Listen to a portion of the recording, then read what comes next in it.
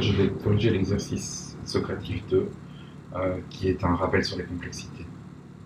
Alors, globalement, vous avez assez bien réussi si on regarde le taux de réussite aux différentes questions. Les 4 premières questions, ça s'est bien passé. La 5e, plus difficile, mais c'est normal parce qu'il y avait un piège.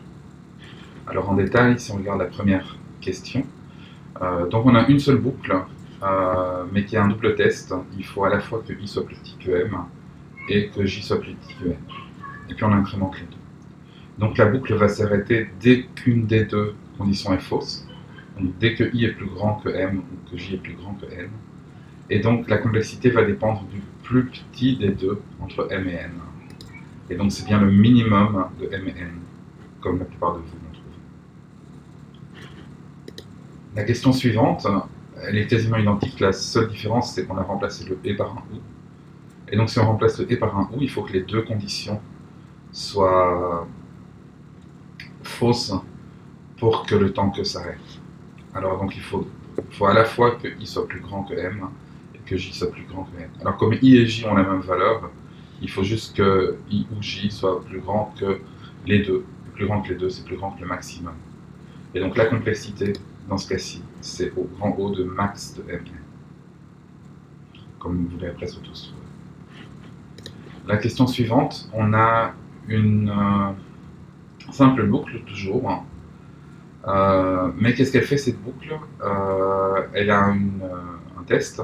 Si i est plus petit que m, alors elle incrémente i, et puis sinon, elle incrémente j. Donc, on commence avec i et j qui valent 1. Toutes les premières boucles ne vont pas toucher à j, mais vont incrémenter i jusqu'à ce que i vaille m. Donc, pendant m fois, on va incrémenter i et ne pas toucher à j. Une fois qu'on a atteint la valeur de i qui vaut m, enfin m plus 1 en l'occurrence, et bien on va commencer à incrémenter j, mais on ne modifie pas i, donc c'est pas deux boucles imbriquées, c'est bien une seule boucle.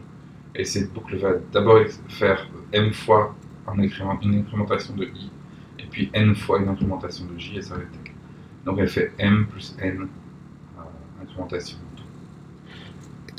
Donc comme vous l'avez vu, pour la plupart, c'est bien grand O de m plus n.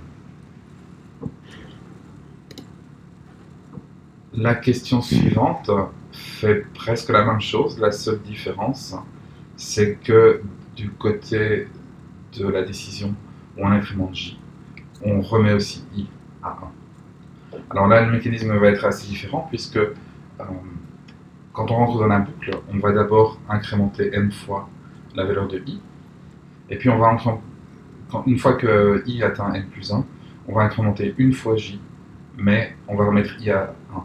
Ce qui veut dire qu'à l'itération suivante, on va de nouveau réincrémenter m fois la valeur de i avant de toucher à j.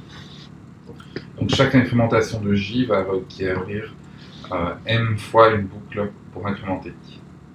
Et donc en tout, c'est l'équivalent à deux boucles imbriquées, et la complexité sera donc proportionnelle au produit de m et n, donc grand O de m fois n.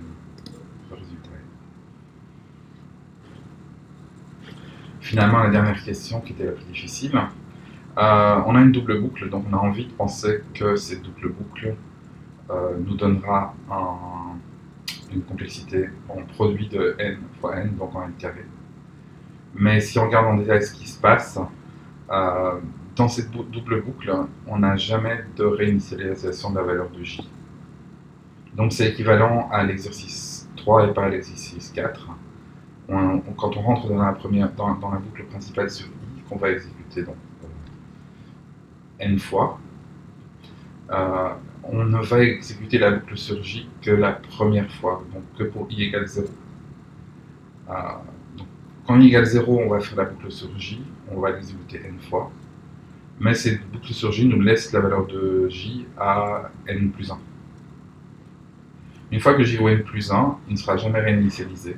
Donc, à partir de la deuxième boucle sur i, on ne va jamais rentrer dans la boucle tant que j plus petit que n.